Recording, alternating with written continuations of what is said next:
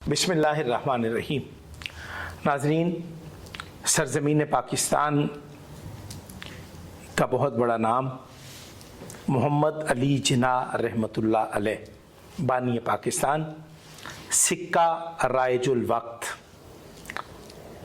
हज़रत मोहम्मद अली जिन्ना के हम मसलक, कौम कबीले के सरखेल, मिल्लत शिया खैरुल बरिया इस्नाअशरिया पाकिस्तान की हर दिल अज़ीज़ इल्मी शख्सियत, इदारा मिनहाजुल हुसैन लाहौर पाकिस्तान के बानी व सरबरा हज़रत अल्लामा डॉक्टर मोहम्मद हुसैन अकबर साहब हमारे साथ मौजूद हैं।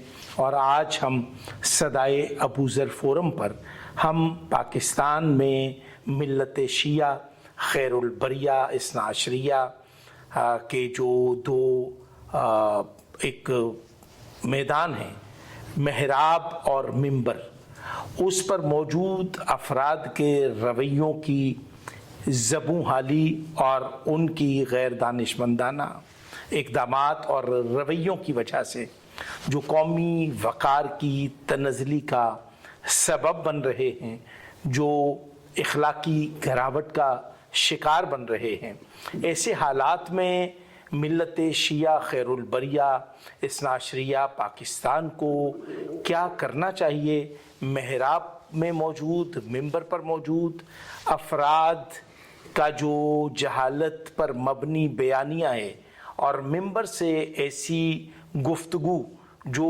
मकतब के कौमी वक़ार की तनज़ली का रोज़ बरोज़ सबब बन रही है। सोशल मीडिया का दौर है, इलेक्ट्रॉनिक मीडिया का दौर है, गूगल और इंटरनेट पे दुनिया सिमट चुकी है और एक क्लिक पर दुनिया भर में भूचाल और ज़लज़ले का समा होता है। ऐसी सूरत हाल में अपने कौमी वक़ार की बका के लिए, अपने मकतब के जो वो हमारे अजदाद, हमारे असलाफ, हमारे मशाहीर ने हमारे कौमी वक़ार को सरबुलंद करने के लिए कितने दुश्वार गुज़ार रास्तों पर उन्होंने जो जहद मुसलसल की है, उस उन्वान से हमारी एक सीरत मासूमीन पर अमल करने वाले शिया की क्या ज़िम्मेदारियाँ हैं।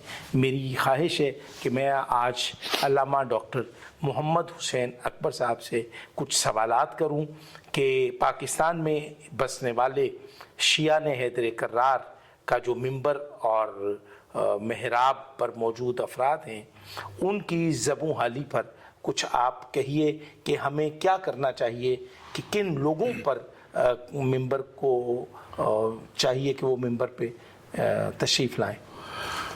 बिस्मिल्लाहिर्रहमानिर्रहीम। बहुत बहुत शुक्रिया। महराब और मिंबर दोनों इंतहाई हसास और इंतहाई ज़ूद असर ज़राए हैं जी। हमारे लिए जिनकी निस्बत इसलिए भी बहुत मोतबर है कि हम शहीद महराब मस्जिद कूफा और वारिस मिंबर सलूनी के मानने वाले हैं। हज़रत अमीरुल मोमिनीन अली इब्न अबी तालिब अलैहिस्सलाम ने इन दोनों महाज़ों का इंतखाब करके हमें उसकी अज़मत और अहमियत से आगाह कर दिया है। वाह! कि मसनद मिंबर हो तो वहाँ अली जैसा ख़तीब मिंबर सलूनी नज़र आता है, और अगर महराब की बात आए तो मस्जिद कूफा के महराब में सुभान अल्लाह रो रो के गिड़गिड़ा के दुआ करने वाला मौला या मौला या अंतल कवी व ना सईफ है, मेरे मालिक तू ताकतवर है मैं कमज़ोर हूँ, तू राज़िक है मैं मरज़ूक हूँ, तू आलिम है मैं इल्म हासिल करने वाला हूँ। वो दुआए मुनाजात अमीरुल मोमिनीन हमें मुतवज्जे करती है कि इस मकाम की हसासियत क्या है, जिसकी आंखों के आंसू जो न सिर्फ उनकी रीश मुबारक को तर्क करती है मुसल्ला इबादत पे, बल्कि मुसल्ला इबादत को भी तर्क करती है। तो लिहाजा जो महराब मस्जिद में खड़ा है उसके लिए जो शराइत फ़िक़्ह जाफ़री ने मुअय्यन की हैं, अल्हम्दुलिल्लाह ऐसी शराइत किसी मज़हब व मसलक पे नहीं है। आलिम کلی نہ ہو، ظاہر کلی عالم ائمہ معصومین سبحان اور تو کچھ بھی نہیں ہے، لیکن کم از کم جو اور کچھ نہیں تو نماز کے متعلقہ معاملات و مسائل ہیں اس میں مہارت ہو. مہارت ہو. محراب میں وہ کھڑا ہو کہ جس کو پتا ہو کہ جس مسلح پہ میں کھڑا ہوں اس کے تقاضے کیا ہے؟ تقاضے کیا ہے. ایک جو خاص شرط میں سمجھتا ہوں ہمارے ہاں ہے، دو شرطیں بلکہ، جی. ایک حلال زادہ ہونا، اللہ اکبر. دوسرا عادل ہونا. واہ. عادل سے مراد یہ نہیں ہے کہ بھی وہ انصاف کرنے والا ہے. عادل کے جو معانی اور مفاہیم اہل بیت نے بیان فرمائے ہیں، فرائض و واجبات کا پابند، محرمات کا تارک، یہ عدالت ہے. اچھا، عدالت آنے جانے والی چیزیں ہیں، گناہ کرنے سے چلی جاتی ہے، توبہ کرنے سے واپس آتی. ہم اپنے محراب کے وارثوں کو معصوم نہیں مانتے، لیکن تقوی اور عدالت شرط مانتے ہیں.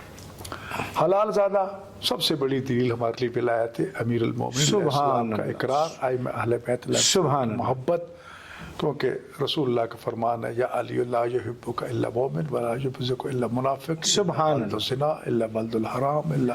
اللہ. پوری حدیث جو ہے یہ خود اس چیز کو واضح کر دیتی ہے کہ حلال زادہ کون ہے، حرام زادہ کون ہے. جہاں تک ممبر کا تعلق ہے، ممبر اس سے زیادہ حساس ہے. اس کی وجہ یہ ہے کہ وہ عوام الناس کے سامنے آنے والا ایک نمائندہ بن کے آتا ہے. اس کی ظاہری شکل و صورت سب سے پہلے کاؤنٹ ہوتی ہے، دیکھی جاتی ہے کہ یہ آنے والا ہے کیا. اس کی شکل کو، صورت کو، لباس کو دیکھتے ہیں. مسلح پہ جو کھڑا ہے اس کی گردن کی طرف، پیچھے کی طرف دیکھا جائے گا. اللہ اکبر. اور جو ممبر پہ کھڑا ہے وہ چاروں طرف دیکھا جاتا ہے. اللہ اس کے ہاتھ کیسے ہیں، آنکھیں کیسی ہیں، بال کیسی ہے، آگے کیا ہے، پیچھے کیا ہے، اس کی ایکٹنگ کیا ہے، اٹھنا کیا ہے، بیٹھنا کیا ہے، ایک ایک چیز پہ نظر ہوتی ہے. اللہ اکبر. یعنی کہ صاحب ممبر کی ذمہ داری زیادہ ہے. بہت حساس ہے. ایک میں اشارتاً عرض کرتا چلوں، قم میں ایک بہت بڑے خطیب تھے، بڑے بلا کے خطیب تھے، لیکن جب خطبہ تھوڑا سا بیان کرتے تو مجمع آشش کرتا اور پھر فوراً ٹھس ہو جاتا. پریشان تھے. بہت بڑے خطیب آغا فلسفی تھے. ان کے کہاں گئے یار، انہوں نے کہا آج مجلس تو پڑھنا، میں دیکھوں گا تمہیں.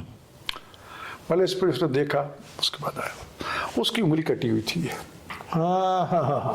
اس نے کہا کہ جب تم آواز شروع کرتے ہو تمہاری آواز اور اتار چڑھاؤ بہت اچھا، لیکن جو ایسے کرتے ہو لوگوں نے آپ کی انگلی دیکھی، سوچ میں پڑ گئے کب کٹی ہوگی، کیوں کٹی ہوگی، کس نے کاٹی ہوگی، کیسے کاٹی ہوگی. وہ گھنٹہ گزر جاتا ہے یہی سوچتے سوچتے. نتیجہ ہے کہ تجھے کوئی نہیں، تم ناکام خطیب بن گئے. کا حل کیا؟ کا اس کا حل یہ اسٹیج پہ بیٹھتے ہی کہنا بھائی دیکھ لو میری انگلی کٹی ہوئی ہے، اس وجہ سے کٹی تھی، میری انگلی کو نہ دیکھنا، میرے بیان کو دیکھنا. واہ. اس نے کیا اپنا نقص بیان کر. نقص. نتیجہ یہ ہے مجمع.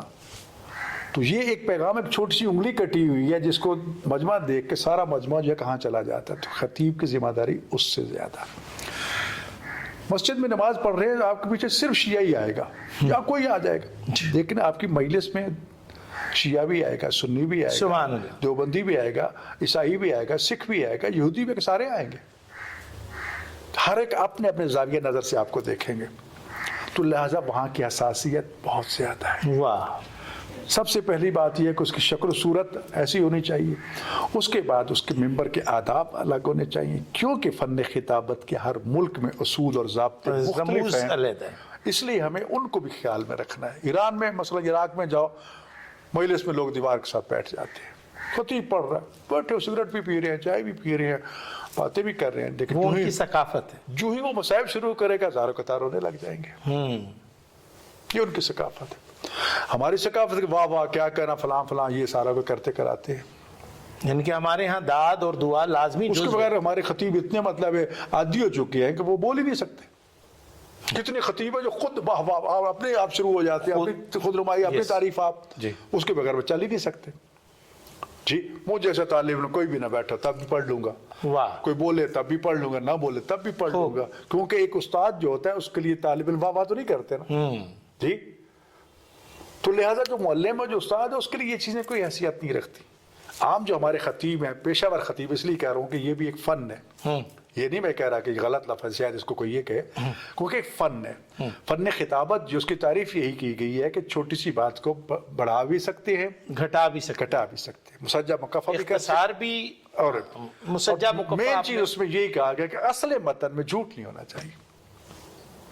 لیکن قبلہ جی ابھی تو صاحبان ممبر، اب میں وہی عرض کرتا ہوں، ابھی یہ خرابی تو ہمارے سامنے ہے، جی یعنی میں اس کا کوئی دفاع کرنے کو تیار نہیں ہوں۔ ہماری اکثریت جو ہے خود ساختہ ایسی روایات، دیکھو ائمہ معصومین کا بہار الانوار میں مولا علی علیہ السلام کا ظاہر یا کسی معصوم کو مجھے صحیح یاد نہیں فرمان ہے، قولوا بفضل ما شئتم، ہماری فضیلت میں جو کہنا چاہتے کہو، سبحان اللہ، لیکن ہمیں خدا رب نہ کہو۔ اللہ اکبر، جی تاکید ہے۔ تاکید۔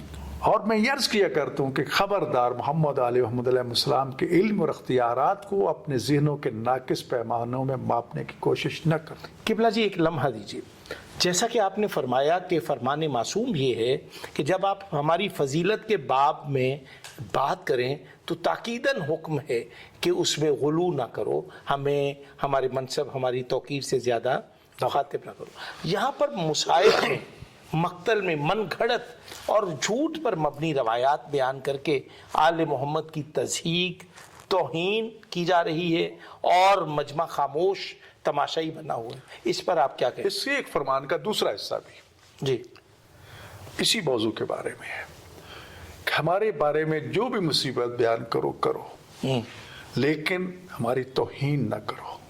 اللہ اکبر، کیونکہ ہم پہ ظالموں نے اتنے ظلم کیے ہیں تم سوچ بھی نہیں سکتے، ہم تک وہ پہنچے ہی نہیں۔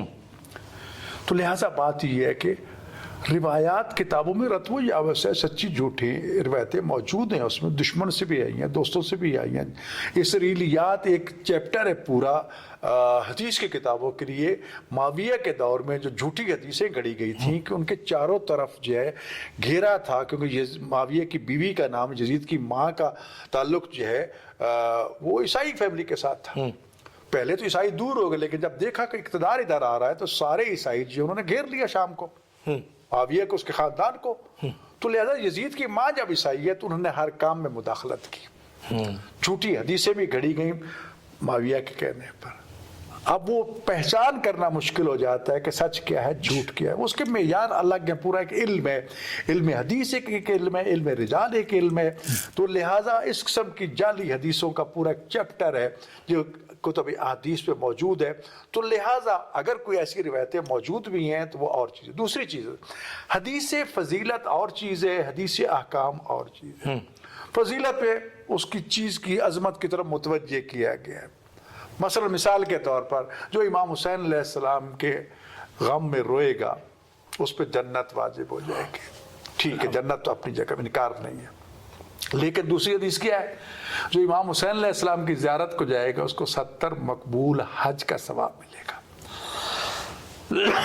اب یہاں یقیناً شاید اس سے بھی زیادہ ہو، لیکن مشروط ہے اگر آپ مستطیع ہیں اور آپ پر حج واجب موجود ہے تو پھر آپ کو حج، جب تک وہ نہیں کرو گے یہ 70 نہیں ملے گا۔ ہاں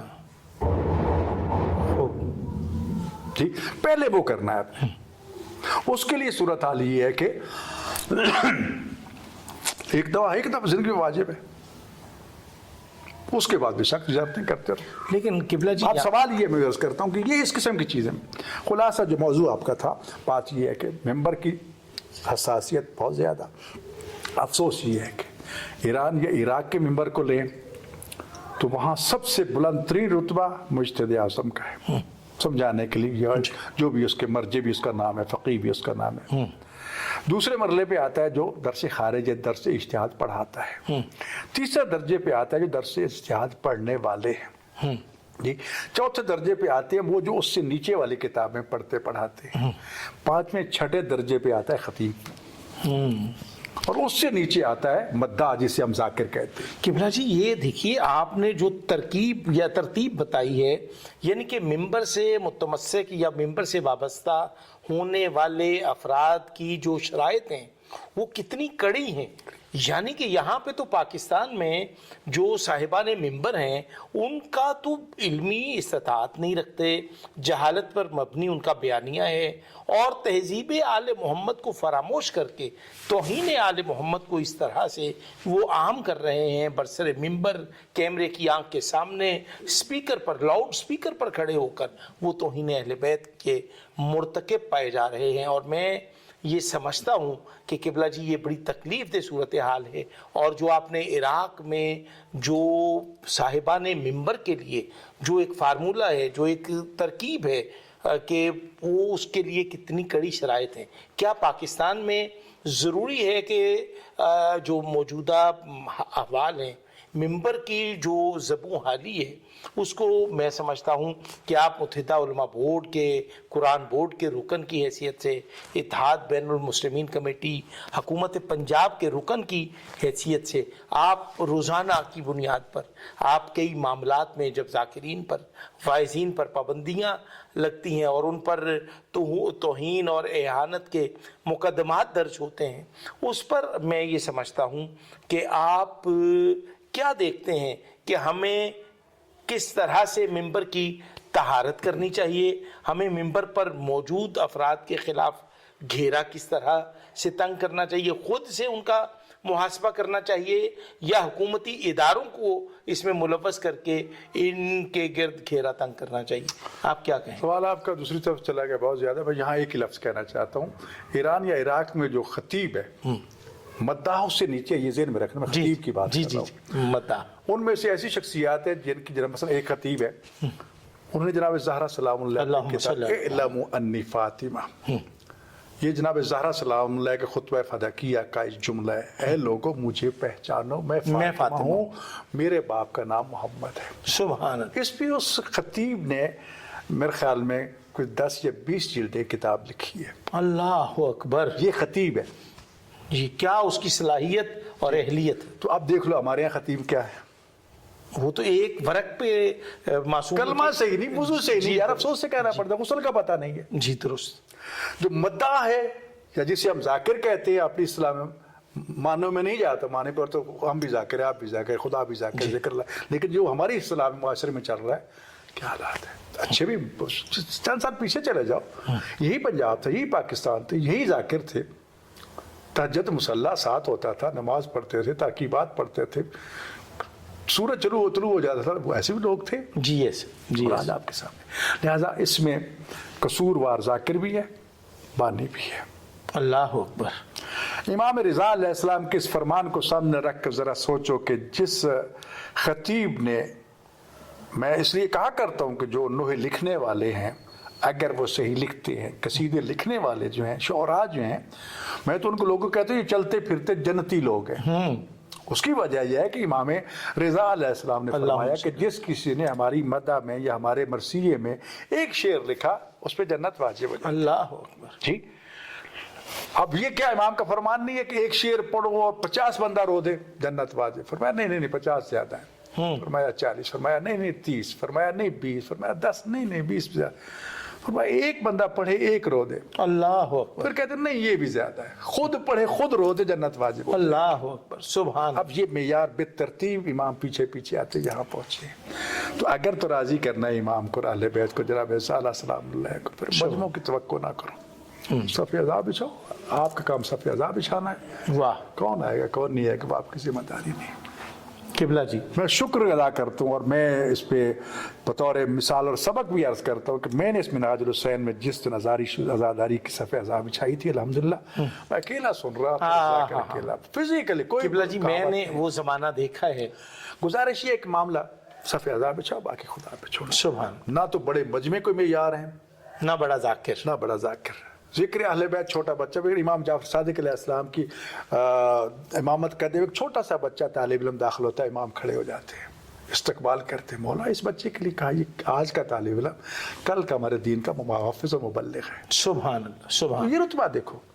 لہٰذا اس وقت جو خرابیاں ہمارے محراب اور ممبر میں ہیں, محراب میں بھی خامیاں ہیں کہ محراب کو ہم نے انتہائی گھٹیا, انتہائی ذلیل تک پہنچا دیا ہے. مولوی بیچارہ اچھے کپڑے پہن لیں تو وہ ان کو برداشت نہیں, اچھا جوتا پہن لیں وہاں ہمارے ایک بزرگ ہوئی تقی فلسفی جن کی بات کر رہا ہوں، تو وہ ایک مذاق میں جملہ کہا کرتے تھے کہ آج کے خطیب اور مولوی کے لیے، عالم کے لیے تخم ضروری ہے. تخم کی وہ وضاحت فرمائیے. وضاحت تے سے مراد یہ اس کے پاس ہر وقت ٹیلی فون ہونا چاہیے، اچھا، تاکہ جس وقت بھی کوئی اس سے رابطہ کر کے مسئلہ پوچھنا چاہے اس کو تکلیف نہ ہو. خیز سے مراد اس کا گھر خانہ ہونا چاہیے، کبھی گھر اٹھا کے ادھر جا رہا ہے کبھی ادھر جا رہا نہیں، ایک مقام ہونا جہاں لوگ اس سے رابطہ کر سکیں. میم سے مراد اس کے پاس گاڑی مشین ہونی چاہیے تاکہ جہاں عزت آبرو سے جائے، واہ، وقار کے ساتھ جائے. آپ فقہی مسائل میں پڑھیں گے نا، زکوٰۃ فقراء کا مال ہے نا، لیکن شریعت نے، قرآن نے اس کے مختلف مصارف بیان کیے، جنہیں میں سے ایک زکوٰۃ کا مصرف جو ہے وہ یہ ہے کہ جو مومن خدا نے اس کو دنیا میں، سوسائٹی میں، معاشرے میں کا مقام دیا ہے، اس کے پاس گاڑی ہونی چاہیے، اس کے پلے کچھ بھی نہیں. تو شریعت اجازت دیتی ہے کہ اگر وہ اپنے لیے گاڑی لینا چاہے زکوٰۃ کے مال سے تو لے سکتا ہے، تو لے سکتا ہے. واہ، یعنی کہ دین جو ہے وہ آسانی پیدا کرتا ہے تاکہ اس کی سوسائٹی میں جو ہے وہ عزت آبرو وہ برقرار رہے. ہم نے کئی دفعہ دیکھا رکشے پہ بھی سواری ہے نا، جی جی، ٹیکسی بھی سواری ہے نا، ذرا ٹیکسی پہ آپ جائیں اور سیکریٹریٹ میں داخل ہو کے دیکھیں، معیوب بھی سمجھا جائے گا، معیوب چھوڑی ناممکن ہے، داخل ہی داخلہ ہی ناممکن. اب 0 میٹر ٹیکسی لے کے جائیں، جی جی، لیکن اس کے مقابلے میں ایک چھوٹی ٹوٹی پھوٹی گاڑی لے کے جائیں. جی درست فرمایا. لہٰذا اسلام نے عزت نفس کو بھی سامنے رکھا ہے، لیکن جو تقاضے ہیں، جو گالی گلوچ سٹیج پہ ہو رہا ہے، جو ایک ممبر سے بد زبانیاں استعمال ہو رہی ہیں، پھر روایات تو ایک ہی شخص ایک ہی موضوع کے بارے میں آپ سنیں گے، ادھر کوئی کہانی ہے ادھر کوئی کہانی ہے. ٹھیک، پھر آگے جو معاملات آ جاتے ہیں بیان کے حوالے سے، بھلے کچھ بھی نہیں ہے اور تم فقیہ اعظم کے مسائل کو چھیڑ دیتے ہو. جی، مسائل تمہارے میڈیکل کے ہیں، تم ایک معمولی سے ذاکر یا خطیب یا مولوی ہو، تمہارا اس سے تعلق ہی کوئی نہیں ہے، تم اس کو پنگا لے گو تو پیشہ وارانہ مہارت نہیں ہے. نہیں. بالکل رہے گی فقیہ کی بات، مجتہد کی بات، دیکھو مجتہد کا کام مجلس میں پڑھنا نہیں ہے، لیکن مجلس کا انکار بھی نہیں ہے. جی، اب کل مثلا یوم شہادت تھا، ایک روایت کے مطابق جناب صدیقہ کبریٰ زہرا سلام اللہ کا عراق اس تاریخ کو مناتا ہے. اب کل نجف اشرف کی سرزمین پہ آیت العظمیٰ حافظ بشیر حسین صاحب اس جلوس اعضاء کی قیادت کر رہے ہیں. بڑھاپا ہے، بیماری ہے، سہارا ضعیف ہے، لیکن سیدہ کے جلوس میں سب سے آگے ہوتا، بانی ہے اس کے جلوس کے، سارے علماء اور فقہاء اس کے پیچھے جا رہے ہیں. لیکن یہاں پہ تو قبلہ صاحبان ممبر جو ہیں وہ خود شرکت نہیں کرتے، بلکہ وہ خطیب واعظ کی حیثیت سے وہ خطاب کے لیے آتے ہیں اور منہ مانگے معافی طلب کرتے ہیں، اور جس میں غلط ہے یہ چیز. دیکھو بات یہ ہے کہ ایک وقت مجبوری ہے، لیکن مجبوری نہیں ہے تو جتنا لوگوں کو میں بتا رہا ہوں کہ مجلس میں شریک ہونا باعث ثواب میرے لیے نہیں ہے. قبلہ جی مجھے ضرور ہونا چاہیے، اگر کیونکہ میرے جانے سے بہت سے لوگوں کو حوصلہ ملتا ہے. واہ، یہ 24 محرم ہمارے یہاں جلوس ہوتا ہے، باقی بھی ہوتے ہیں، اب تو طبیعت ساتھ نہیں دیتی، کوئی نمائش نہیں، نمایاں نہیں ہے. جی جی، میں کچھ بتانا چاہتا ہوں، لیکن الحمدللہ میں ہر حلقے میں کھڑا ہوتا تھا. میرے بیٹے کھڑے ہوتے ہیں، میرے پوتے پوتیاں کھڑے ہوتے ہیں، ماشاءاللہ. جی، اس کو دیکھ کے لوگوں کا حوصلہ ہوتا ہے، نوزائیداروں کا حوصلہ ہوتا ہے. جی، تو اس سے پیغام ملتا ہے. پھر دشمن کو پتہ چلتا ہے کہ یہ بات کوئی عام نہیں ہے، لوگوں کو لگایا اور خود مولوی بیٹھے ہیں. واہ، درست. جی، تو لہٰذا ہر ایک کو اپنے جو فرصت ہے، جو واقعات حالات مطلب اس کے آنا چاہیے، توہین نہیں کرنا چاہیے. اتنا بھاری بھرکم معاوضہ جو ہے وہ جائز نہیں ہے. مانگو گے آپ نے دنیا لے لی، بس آخرت نہیں ہے. سبحان اللہ. لیکن بانی مجلس بغیر طے کرتے اپنا پورا گھر بھی اٹھا کے دے دے، اس کا عشق ہے، اس کی عقیدت محبت ہے، وہ ایک الگ معاملہ ہے. واہ. ناظرین، علامہ ڈاکٹر محمد حسین اکبر صاحب نے صاحبان ممبر کے لیے کچھ ایسی چیزیں بیان فرمائی ہیں، اور سب سے پہلے انہوں نے اپنی ذات کو عنوان بنا کر انہوں نے بطور عزادار اپنی قامت کی پرواہ کیے بغیر اور عزاداری کی اہمیت جس طرح سے آپ نے بیان کی ہے وہ آپ مجھ سے بہتر سمجھتے ہیں.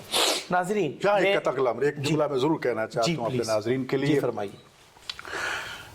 میں ایک طالب علم ہوں اور مجھے کوئی عار محسوس نہیں ہے کہ میں اپنی جہالت کا کم علمی کا اعتراف کروں، لیکن 2 چیزیں ضرور عرض کروں گا. عزاداری مظلوم کربلا کو نہ چھوڑنا، حسین کو نہ چھوڑنا، सुभान तवस्सुल अहले बैत को तर्क न करना। अल्लाह अकबर। जब तक हम उनके दामन से वाबस्ता हैं, हमें दुनिया की कोई ताकत शिकस्त नहीं दे सकती। अल्लाह अकबर। जिस तरह हमने दामन अहले बैत को छोड़ दिया तो जिल्लत और रसवाई मुक़द्दर है हमारा। अल्लाह अकबर।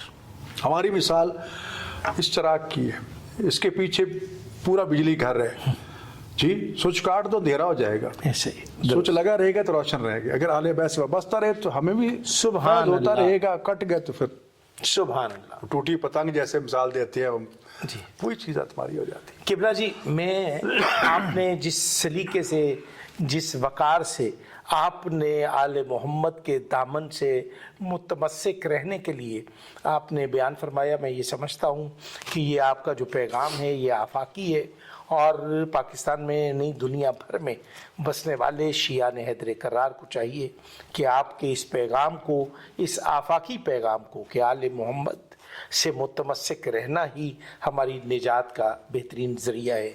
किबला जी, मैं आपसे ये एक सवाल करना चाहता हूँ कि साहिबाने मिंबर चहारदा मासूमीन का जो एक सिलसिला है, जो उनका मुकाम, मर्तबा उसूल दीन, फ़रूअ दीन में वज़ा है, तौहीद क्या है, अदल क्या है, नबूवत, इमामत, तो रिसालत माब सल्लल्लाहु अलैहि वसल्लम जो हैं वो भटकी हुई और गुमराह कुन इंसानियत की हिदायत कर सकते हैं या नहीं, इस पे आप कुछ फरमाइए। कुरान करीम ने अल्लाह ताला ने सबसे पहले अपने आप को हादी कहा है। अल्लाह अकबर। उसके बाद एक असूल बता दिया, ले कुल्ले कौमिन हाद, हर कौम के लिए अल्लाह ने हादी भेजा है। सबसे पहले हज़रत आदम अलैहिस्सलाम को हादी बना के भेजा गया, मखलूक बाद में पैदा की, अल्लाह ताकि अकबर। मखलूक ये न कहे कि मुझे तो कोई बताने वाला ही न था। सुभान अल्लाह। लिहाजा खुदा ने ये इरशाद फरमा दिया, हमने कौम को हादी दी है। खुदा ने कुरान में खाना काबा को हुदल लिल आलमीन कहा है। अल्लाह अकबर। खाना काबा भी हुदल लिल बाइसे हिदायत, बाइसे हिदायत है। कुरान करीम को हुदल लिल मुत्तकीन कहा। सुभान अल्लाह जी। आइमा मासूमीन अलैहिस्सलातु वस्सलाम को हादी कहा गया। अल्लाह अकबर। आगे हिदायत की दो किस्में इल्म मंतिक में बयान की गई हैं। एक हिदायत है हाथ पकड़ के मंजिल तक पहुंचाना। आपने रास्ता पूछा, मिनाज हुसैन जाना चाहते हूँ, आओ भी मैं छोड़ता हूँ। एक ये हिदायत है। दूसरी हिदायत इराअतु तरीक, रास्ता दिखाना भी, इधर चले जाना, फलां स्टॉप पे उतर जाना, आगे मिनाजुल हुसैन आ जाएगा। इसमें फिर भी मुमकिन है कि कहीं दाएं बाएं भटक जाए। जी। आइमा मासूमीन अलैहिस्सलातु वस्सलाम की हिदायत जो है वो दोनों तरह की है। सुभान अल्लाह। जी। अमल से भी करके दिखाते हैं, इसलिए उनकी इत्तबा को फर्ज और वाजिब करार दिया गया। ठीक। दूसरी बात यह रहनुमाई भी फरमाते हैं। अब यहाँ तक जो दिल की ख्वाहिश का ताल्लुक था, खुदा भी चाहता है कि मेरी मखलूक में कोई भी गुमराह ना हो। रसूलुल्लाह भी दिल बर्दाश्ता होते थे जब लोग आपकी बात नहीं मानते थे, तो खुदा ने कह दिया, ऐ मेरे हबीब परेशान ना हो, तेरा काम है पैगाम पहुंचाना, वमा अलैना इल्लल बलाग। आगे जो ज़र्फ है वो खुद वो है। यहाँ ये भी वजाहत की गई है कि बाज उमूर में हम मजबूर हैं। जी। तो कि मैंने सांस नहीं लेना, जिंदा रह के देखो। ओ हो जी। को मैंने पैदा नहीं होना, नामुमकिन है। मैंने मरना ही नहीं है। नामुमकिन है। मरना आगे पीछे तो हो सकता है तुम्हारे अमाल की वजह लेकिन से, मरना और है। तो ही सही, बाहर तो और मरना है। मरना ही मरना। तो लिहाजा इसमें तो हम मजबूर हैं, लेकिन हम इस मामले में अख्तियार है। मोहब्बत अहले बैत अख्तियार करें, अख्तियार है आपको। दुश्मन बन जाए आपको अख्तियार है। सफ़ हुसैन में खड़ा होना है तो वो भी खड़ी है, सफ़ यजीद में जाना है वहाँ भी चले जाओ। खूब। ये फैसला आपने करना है, खुदा ने बता दिया। तो लिहाजा इसीलिए रसूलुल्लाह को ये तसल्ली तशफ़ी दी गई कि आप ऐसे नाराज ना हुआ करो, आपका काम है सिर्फ पहचाना। अब दूसरी चीज जो है जिसमें अख्तियार है, अगर अल्लाह चाहे तो उसकी मखलूक की कोई चीज नाफरमानी कर सकती है, कभी भी नहीं, नामुमकिन। लेकिन वो जबर होगा, अख्तियार नहीं होगा। मैंने गिलास तोड़ दिया जी, खुदा ने कहा तोड़ दो, मैंने तोड़ दिया। खुदा के क्यों तोड़ा है? तुम्हें जन्नत में भेजूंगा। परवरदिगार तूने हुक्म दिया से तोड़ने का, तो ये क्या खुदा ऐसा काम नहीं करता। और यही वजह है कि शिया के यहाँ जो असूल दीन है उसमें सबसे पहले मेयार अक्ल है। اللہ اکبر. جی یعنی آپ کی عقل اور فطرت کے خلاف وہ نظام نہیں ہوگا. جی جی اور خدا نے فَأَلْهَمَهَا فُجُورَهَا وَتَقْوَاهَا ارشاد فرمایا خدا نے انسان کو خیر اور شر کا الہام کر دیا. جی وہ سمجھتا ہے کہ یہ چیز خیر ہے یا شر ہے، لیکن وہ جو عقل کا جو آپ فارمولہ ہے. اب یہاں عقل سے مراد کئی معنی میں استعمال ہوا ہے. جہاں احادیث میں یا احکام کے حوالے سے عقل آئے گا وہاں میری آپ کی عقل نہیں ہے، وہاں عقل معصومین ہے. سبحان اللہ. جی اور پھر یہی وجہ ہے کہ جہاں شیعہ کا اجماع کی بات آتی ہے، یہ نہیں ہے کہ محلے کے مولوی اکٹھے ہو گئے تو اجماع ہو گیا، جی یا دنیا کے سارے مجتہدین اکٹھے ہو گئے تو اجماع ہو گیا. نہیں، اس میں قول معصوم کا ہونا شرط ہے. جی صحیح. تو یہ چیزیں اب رہ گیا معاملہ کہ یہ اشتہاد، یہ فقہ، یہ ذمہ داری، یہ حساسیت اپنی جگہ پر موجود ہے. لہٰذا ایک خطیب کو، ایک واعظ کو، ایک فقیہ کو ان تمام چیزوں کا خیال رکھنا ہوگا. اب پھر دو چیزیں، ایک فضیلت آپ بیان کر رہے ہیں، ٹھیک ہے، ہو سکتا ہے اس میں مبالغہ بھی ہو جائے، کبھی بیشی ہوئی، لیکن الہیت تک، الوہیت تک نہ پہنچایا جائے. جی لیکن ایک حدیث کا تعلق احکام کا تعلق ہے اعمال کے ساتھ. اعمال میں بڑی حساسیت ہے. جھوٹی حدیثیں موجود ہیں. امام باقر علیہ السلام نے فرمایا نماز پڑھو، امام باقر علیہ السلام نے فرمایا نماز نہ پڑھو. اب کہاں جائے بندہ؟ پڑھے تو گناہگار، نہ پڑھے تو گناہگار. تو اس کا مطلب یہ ہے کہ یہ دونوں ٹکرا رہی ہیں آپس میں. جہاں تکرار ہے کہ یا تو دونوں چلی جائیں گی، لیکن دو جا نہیں سکتی، کسی ایک کو تو اپنانا ہی ہوگا. جی تو پھر ہمیں دیکھنا ہوگا کہ اس کی اور متبادل اور متبادل اور متبادل، پھر اس کے متن کو دیکھنا ہوگا، اس کے راویوں کو دیکھنا ہوگا. ایک زیر زبر نقطے تک کا فرق آ جاتا ہے، اس سے معنی کو بدلا جاتا ہے. یہ کام فقیہ کا. ایک مجتہد اور فقیہ کو کم از کم 40 علوم پر دسترس ہونی چاہیے. میں جو اگر مجھ سے میڈیکل کا مسئلہ پوچھا جاتا ہے، کتنے نظراتی کونسل میں مسائل میرے سامنے آئے ہیں جس کا تعلق میڈیکل سائنس سے تھا، جو آپ نہیں جانتے تھے. میں نہیں جانتا تھا. مجھے کیا تھا، میں نے فقہی جواب دینا ہے. میں نے میڈیکل کے جو ماہرین تھے ان سے تفصیل پوچھی، جزیات پوچھی، تفصیل آخر تک گیا، کہاں تک گیا. جی اس کے بعد میں نے اپنا فتویٰ دیا، اپنی رائے دی کہ یہ ہے. واہ. وغیرہ جب تک مجھے سمجھ نہیں، میں کیا کہوں گا. قبلہ جی یہ لہٰذا فقیہ جب مسئلہ دیتا ہے، جواب دیتا ہے، تو وہ یہ چیز سوچ کے ان متخصصین کو اور ماہرین کو بلا کے اس پہ پورا حالات حاضرہ کی تحقیق کے بعد رائے قائم کرتا ہے. یہ کتاب پڑھی الفقہ سید محمد شرازی مرحوم اہل مقاموں کو 150 جلد پہ ہے. اس سید بزرگوار نے مفروضے قائم کر کے کہ کل اگر ایسا زمانہ، یہ فتویٰ ان کا شروع سے موجود، کل ایسا زمانہ آ جائے کہ انسان چاند پہ پہنچ جائے تو نماز کیسے پڑھے گا. کل یہ ہو جائے تو انسان کیسے. جی یہ کلوننگ کا سلسلہ، کتنے ایسے مسائل انہوں نے قبل از وقت بیان فرمائے. تو یہ ہے سوچ. اب نئے مسائل ہیں، اس پر قانون، قبلہ یہ جو یہ اشتہاد ہدایت، اب یہ سمجھتے ہیں کہ ذاکر خطیب اور ایک مجتہد برابر ہوگا. ہماری سوچ کی کوتاہی ہے کہ ہم سمجھتے ہیں کہ شاید مجتہد جو ایک ذاکر کی طرح ہوگا یا ایک عام مولوی کی طرح ہوگا. نہیں بھی، اس کا منصب، اس کی ذمہ داری، اس کا اجتہاد، سوچ بہت بلند ہے. لیکن اس کا ماخذ جو ہے وہ قرآن ہے، اس کے بعد سنت ہے، فرامین معصومین ہے، اس کے قائد و ضابطے ائمہ معصومین نے بتائے ہیں. اس کی روشنی میں اس کو تولے گا، پرکھے گا، پھر آپ کے سامنے آئے گا. اب میں اسے توقع کروں وہ بھی آئے ان کی طرح مجلس پڑھے یا ان کی طرح یہ نام ایک انسان ہے. ہم سے چیزیں نہیں ہو سکتی. معصوم کو خدا نے اختیارات دیے. وہی میں عرض کر رہا تھا کہ معصومین کے اختیارات کو اپنے ذہنوں کے ناقص پیمانے میں مت ماپو. یعنی کہ سرکار ہدایت، سرچشمہ ہدایت ہیں، 100% ہدایت ہے. یہ نہیں ہے کہ اس کے بغیر. اصل دیکھو نا، سب سے پہلی بات تو ہمارے لیے نمونہ عمل ہے. سبحان اللہ. جی رسول خدا صلی اللہ علیہ وآلہ وسلم جو ہے وہ صرف کسی ایک شخصیت ہدی للعالمین ہے، وہ بھی رحمت للعالمین ہے. عالمین کا دائرہ جتنا بھی وسیع ہے. بہار الانوار میں شیخ مرسی علیہ الرحمہ نے لکھا کہ کم از کم جمع کا صیغہ 3 پہ ہوتا ہے. جب ہم عالمین کہتے ہیں تو اس کا مطلب 3 عالم تو ہے نا. لیکن روایات میں امام جعفر صادق علیہ السلام کا فرما رہے زہرا نے کبھی بیشی فرمایا 70,000 عالم ہے. کچھ مفسرین نے 18,000 عالمین لکھا. ہاں جی جی، کچھ مفسرین نے 18,000. میں وہی کر رہا ہوں، روایات مختلف. اور پھر ہر عالم کا نظام شمسی بھی ہے، نظام قمری بھی، وہاں مخلوقات بھی موجود ہے. رسول خدا نے سب کے لیے رحمت اللہ عالمین ہے. علی اور سب کے لیے امیر المومنین امام المتقین ہے. سرکار یہ تنگ نظری ہم کیا سوچیں گے جب بھی کوئی ایک شان دریافت ہوتی ہے، عظمت مصطفیٰ کھل کے سامنے آتی ہے، آپ نے علم امیر المومنین سامنے آتا ہے. آپ نے فرمایا سرکار رسالت مآب مخزن ہدایت ہے، سرچشمہ ہدایت ہے. کیا آئمہ معصومین کا بھی وہ بھی ہدایت؟ ایک جملے میں کہنا چاہتا ہوں، امام جعفر صادق علیہ السلام کا رسول کافی میں فرمان ہے کہ اللہ تعالیٰ نے رسول خدا صلی اللہ علیہ وآلہ وسلم کو جتنا علم و اختیارات تفویض فرمایا تھا، سبحان اللہ، فرمایا سوائے نبوت اور رسالت کے سب کچھ اپنے اہل بیت کو دے دو. سبحان اللہ. ٹھیک، لہٰذا سوائے نبوت اور رسالت رسول اللہ کے بعد ختم ہے، امامت شروع ہو رہی ہے. جو اختیارات خدا نے رسول اللہ کو عطا فرمائے تھے شیعہ عقیدہ، شیعہ نظریہ کے مطابق، ائمہ معصومین جو رسول اللہ کے وارث ہیں، جانشین ہیں، دو نسبتیں ان کی، ہماری نسبت سے وہ ہمارے امام اور راہبر ہیں، رسول اللہ کی نسبت سے وہ خلفاء وارث اور جانشین ہیں.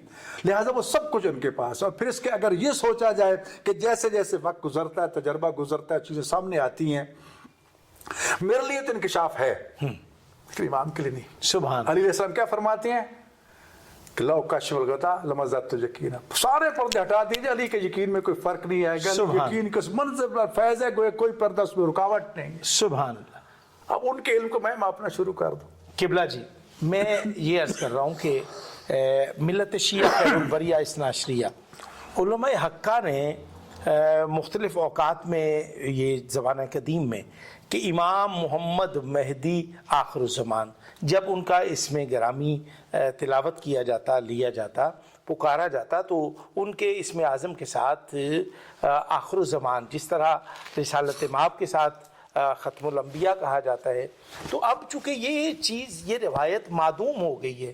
اور اب اگر یہ کہا جائے کہ جس طرح سے اسماعیلی جو ہیں وہ اپنا امام منتخب کرتے ہیں، ہم شیعہ علی یعنی کہ ملت شیعہ جو ہے وہ بھی اسماعیلیوں کی طرح اگر امام منتخب کرنے کے لیے سوچیں تو کیا یہ درست اقدام ہے، اور شیعہ عقائد میں اس کی کیا اجازت ہے؟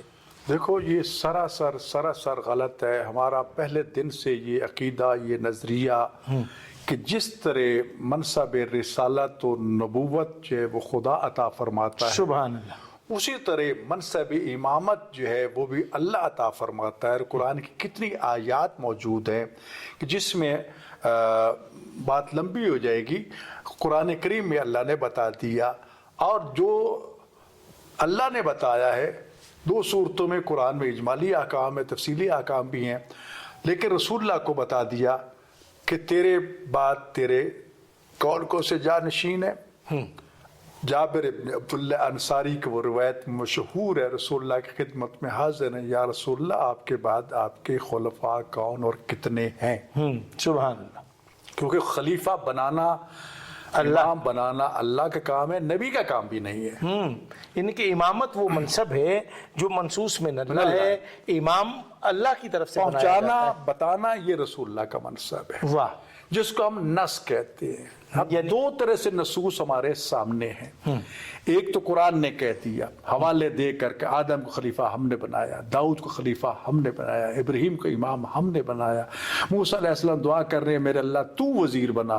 یہ نہیں کہا کہ میں نے ہارون کو وزیر بنا لیا. رسول اللہ تطبیق کر کے دیتے ہیں جیسے ہارون تھا ان کا وزیر تم میرے وزیر ہو. گویا کہ ان کو بھی اللہ نے بنایا، ان کو بھی اللہ نے بنایا. ایک پورا، اگر اس کو سادہ مثال میں سمجھاؤں، ہائی کورٹ، سپریم کورٹ کی دنیا میں فیصلے ہوتے ہیں، فیصلے محفوظ کر لیے جاتے ہیں. کبھی بھی کس زمانے میں وہی کردار سامنے آ جائیں تو سامنے رکھ کہتے ہیں یہ فیصلہ ہے.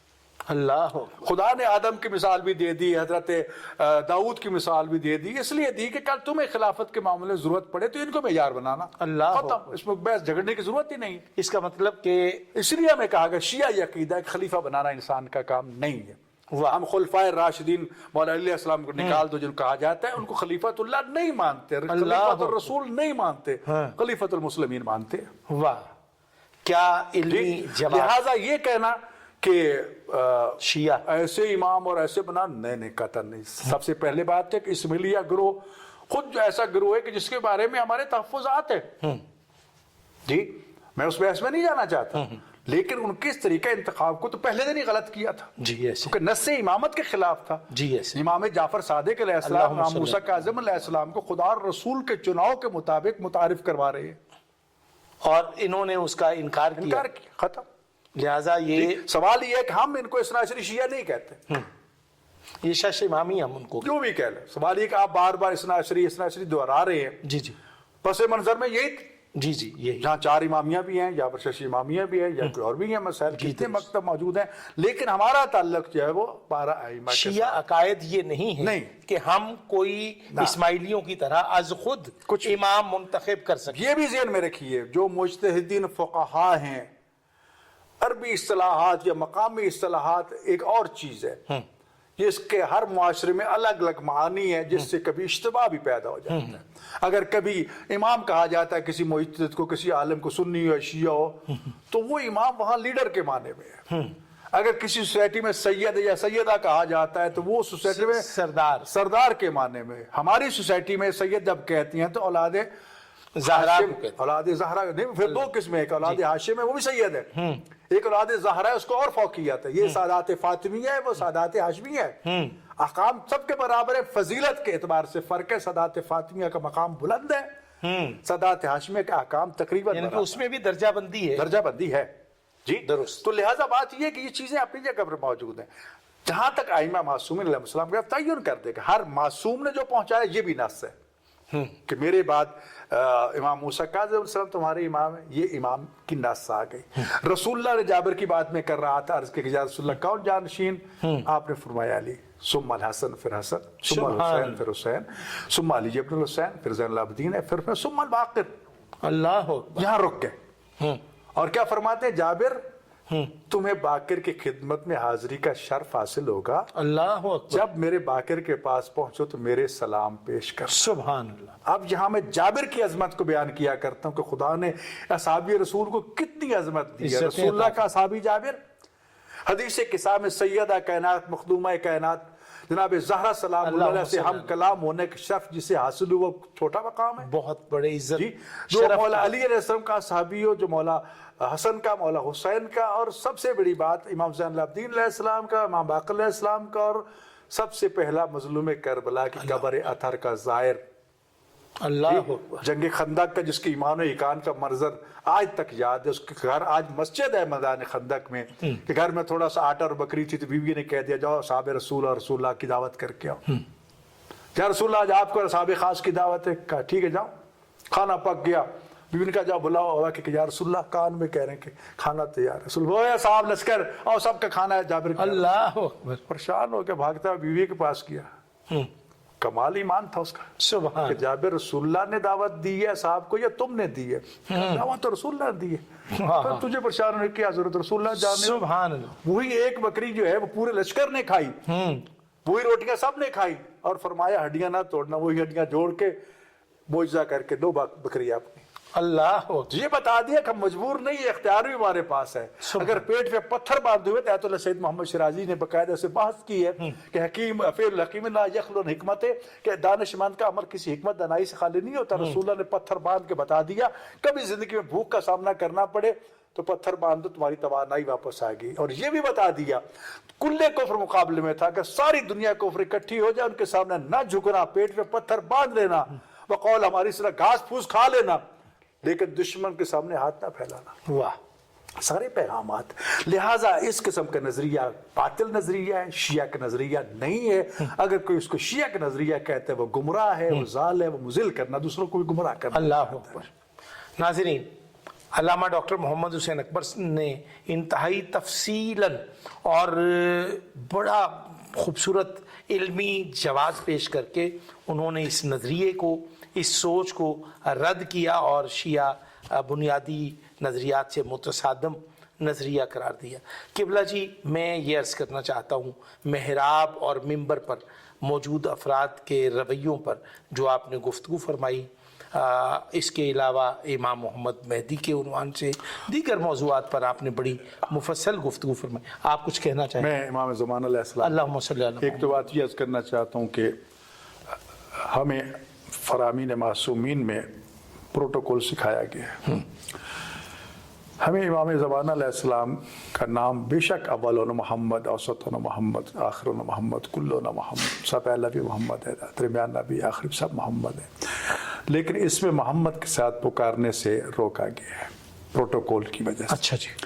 جب بھی امام زمان علیہ السلام کو پکارو اللہم صلی ان کے علیہ. القاب سے پکارو. اچھا جی. جس طرح ہم کہتے ہیں شاہ جی، ملک جی، خان جی، نام نہیں لیتے. جی جی. تو عام لوگوں کے لیے پروٹوکول ہے تو جو کائنات کا سبحان اللہ. دوسری چیز، ہم پر مولا علیہ السلام کی محبت اور ولایت واجب ہے، لیکن وہ ہمارے زمانے کے امام نہیں ہے، کائنات کے امام ہیں.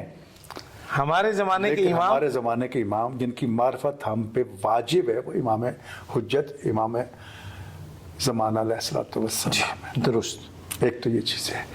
دوسری، امام نے فرمایا، یہ امام کا حکم ہے کہ میرے تاجیل ظہور کی دعا کرو. دعا کرو. جی. تیسری بات جو میں کہنا چاہتا ہوں، یہاں بھی تھوڑا سا ابہام ہوتا ہے ہمارے کہ امام زمان علیہ السلام ظہور فرمائیں گے. آپ کے آوان و انصار کی تعداد 313 ہے. یہ سن کے ہم گناہگار مایوس ہو جاتے ہیں.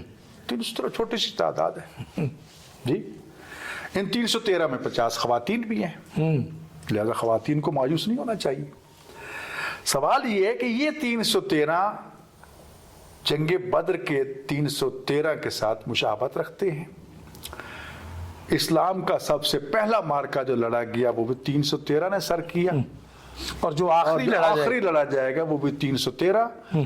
لیکن یہ 313 امام زمان علیہ السلام کی کابینہ کیبنٹ وہ سمجھ لو، ان میں سے ہر ایک کی کمان میں لاکھوں لاکھوں اللہ اکبر عزادار ہوں گے. یہ جو ابہام ہے 313 والا، لہٰذا یہ دعا کیا کرو کہ اللہ تعالی ہمیں امام کے جانثاروں میں شمار فرما لے. بے شک میری نوکری جروب کشی پہ لگ جائے، جوتے صاف کرنے پہ لگ جائے، کہوں گا تو یہی نہیں کہ امام کا نوکر ہوں. اللہ اکبر. اللہ اکبر. تو لہٰذا ایک تو یہ مایوس ذہن میں نہ لانا.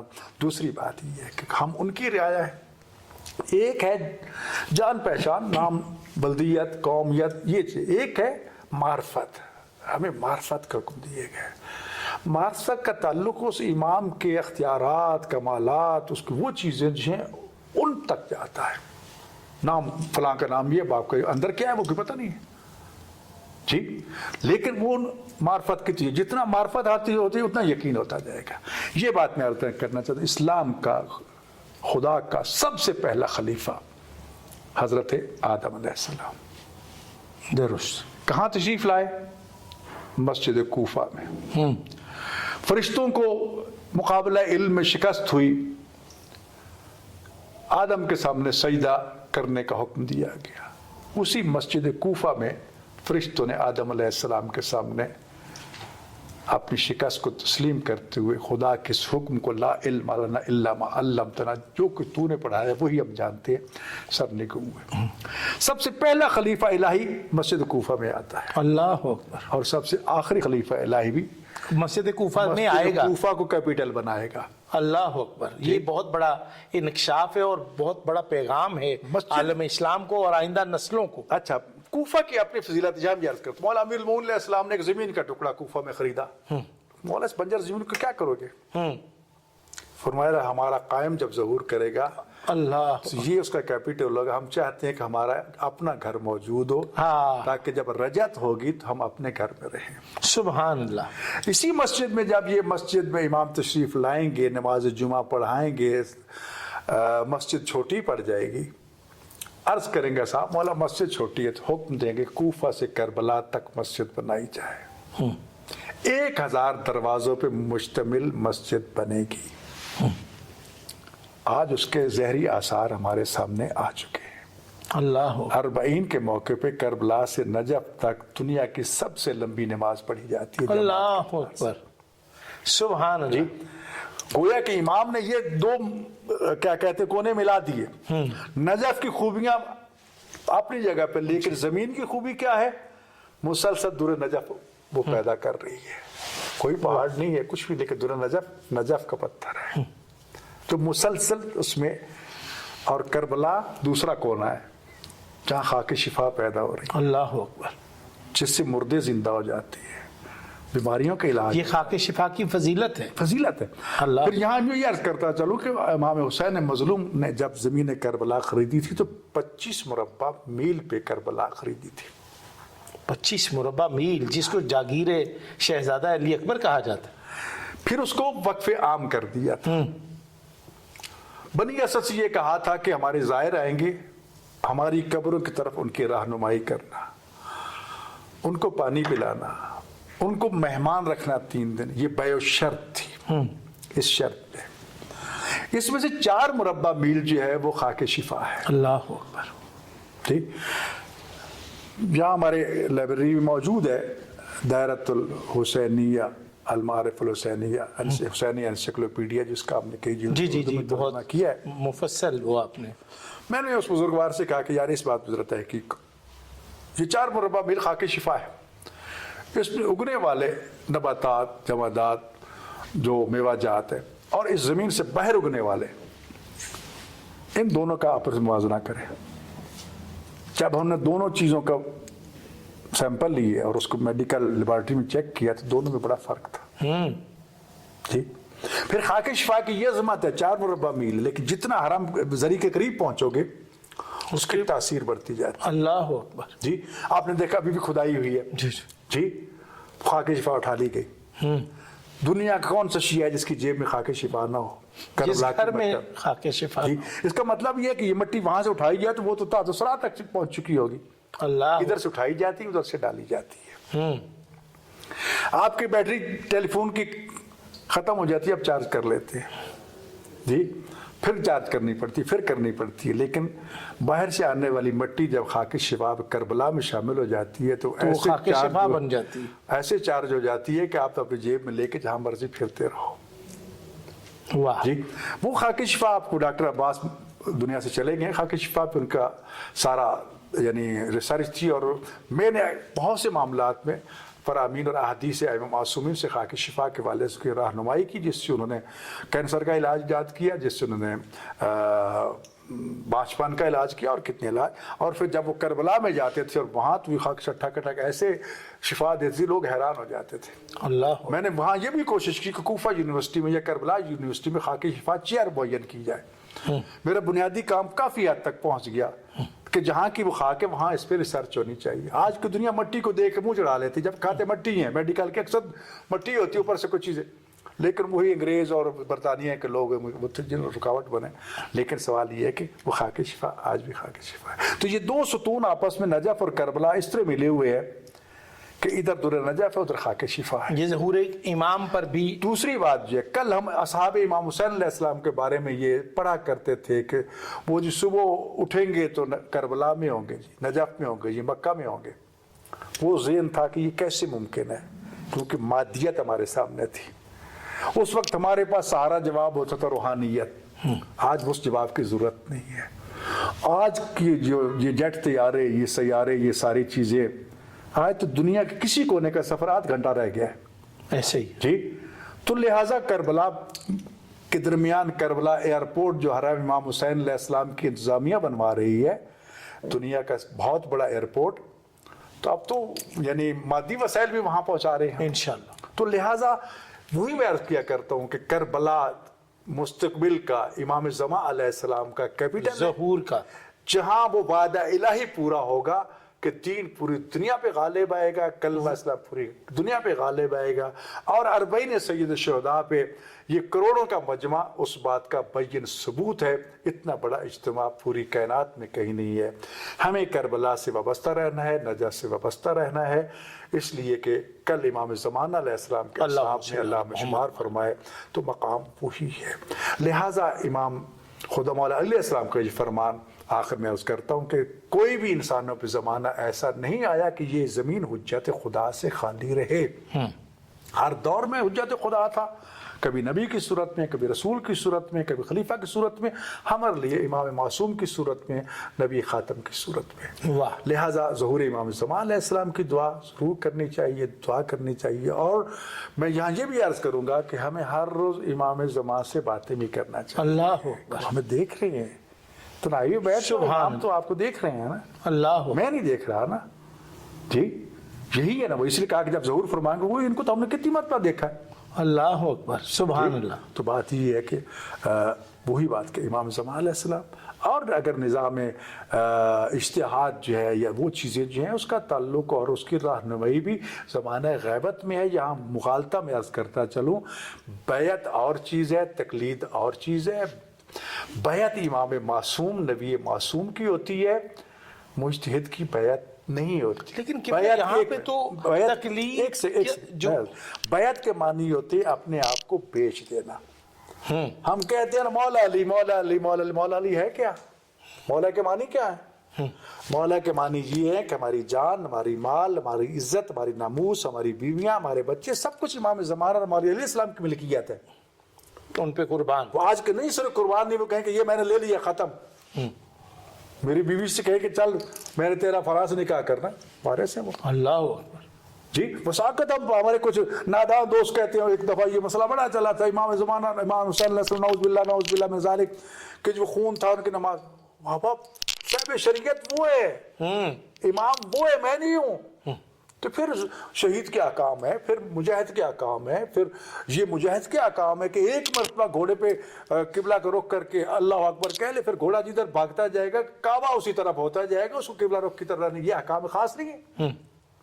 تو بات یہ ہے کہ ان کا مقام، ان کا رتبہ بہت بلند ہے، جس کا کوئی موازنہ نہیں کر سکتا. ہمیں وارث کائنات امام زمانہ علیہ السلام کے ظہور کی انتظار اس طرح کرنی چاہیے جس طرح ہم اپنے آنے والے مہمان کے لیے بے تاب ہوتے ہیں کہ کب آئے گا کب آئے گا کب آئے گا. اور اس لیے کہا گیا انتظار الفرج من افضل العبادہ. امام زمانہ علیہ السلام کے ظہور کی انتظار افضل عبادات میں سے، اس لیے جب تک آپ ان کے انتظار پر رہیں گے تو ذہن میں امام زمانہ علیہ السلام رہیں گے نا، سبحان، زبان پہ رہیں گے نا.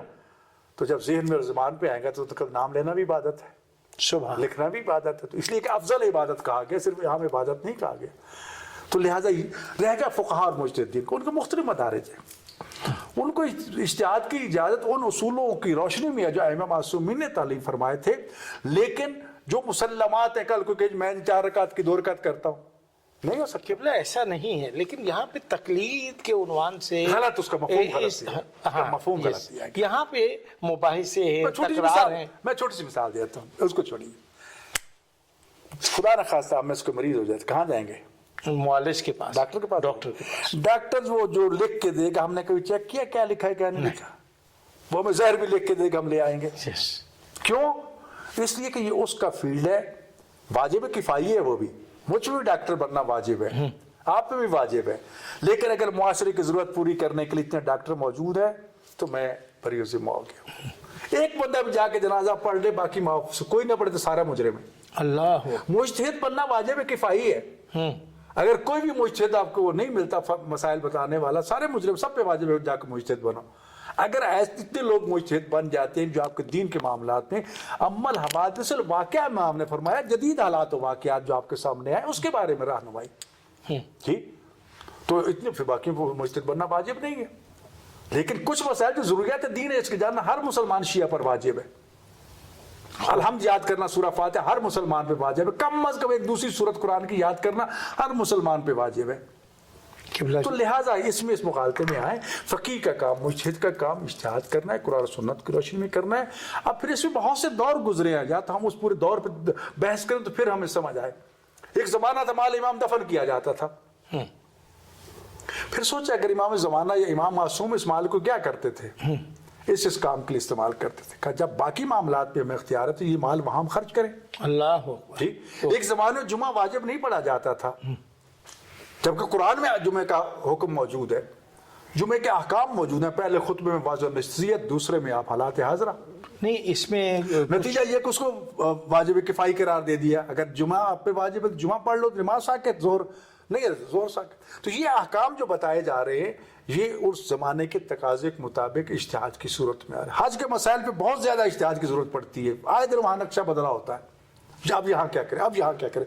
جب کوئی رہنمائی کرنے والا نہ ہو تو پھر مشکل. سب سے بڑی بات مجھے یہ بتائیں، کون ہے جو کسی کی نمازوں، روزوں اور زکوٰۃ و خمس کا بوجھ اپنے کندھوں پہ لے لے؟ کوئی بھی نہیں.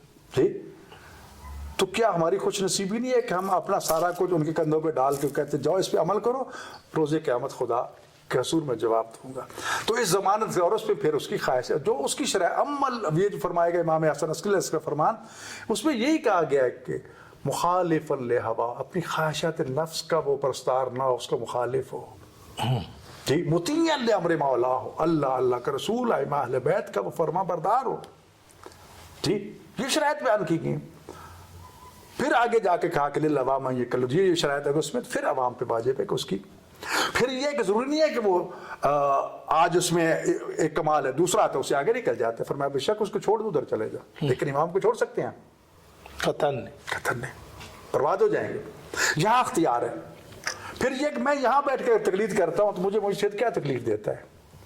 وہ ضمانت لے رہا ہے نا جی، میں اس کے کہنے پہ عمل کر رہا ہوں۔ کا روزے کے اس لیے کہا گیا کہ اگر میں نے کوئی اپنی خواہش سے غلط مسئلہ بتا دیا کہ نہیں بتا سکوں گے، لوگ کہ یہ ایک مولوی ہے، تو میں اپنی جھوٹی راہ کو بچانے کے لیے اٹھ پڑانگ کہہ دوں، میں نے تو کہہ دیا، لیکن ان کے گریبان میرے ہاتھ میں قبلہ جو تقلید اور اجتہاد پر اختلاف رائے رکھتے ہیں ان کے لیے کیا حکم؟ میں یہ عرض کروں گا کہ جو اختلاف رکھتے ہیں، دیکھو سوال یہ ہے اگر تو امام معصوم خود موجود ہو پھر ہماری تکلیف ساکت ہے، پھر کوئی اجتہاد نہیں ہے، ٹھیک ہے۔ ہمارا زمانہ کیونکہ ضمانت غیبت امام زمان علیہ السلام کا ہے، اور رسول اللہ نے جو اپنے مختلف گورنر بھیجے تھے مختلف جگہوں پہ ان کو یہ اختیار دے کے بھیجا تھا جی، لہٰذا امام اگر موجود ہے تو پھر تو ختم، پھر تو اجتہاد ہے ہی نہیں۔ خوب، اگر امام موجود نہیں ہے تو کہاں جائیں جی؟ ہمیں علاج کے لیے امریکہ جانا پڑتا ہے، اتنا خرچہ کر کے جاتے کہ وہاں ایک اچھا ڈاکٹر ہے، کیوں جاتے یہاں کیوں نہیں کہتے؟ اس لیے کہ ہمیں پتہ پڑا ڈاکٹر۔ تو اگر بڑے ڈاکٹر کے پاس ہم نجف چلے جاتے ہیں، کم چلے جاتے ہیں، کربلا چلے جاتے ہیں، تو وہ اس لیے کہ ہماری دینی ضرورت کو وہ بہتر سمجھتا ہے، میں نہیں سمجھتا۔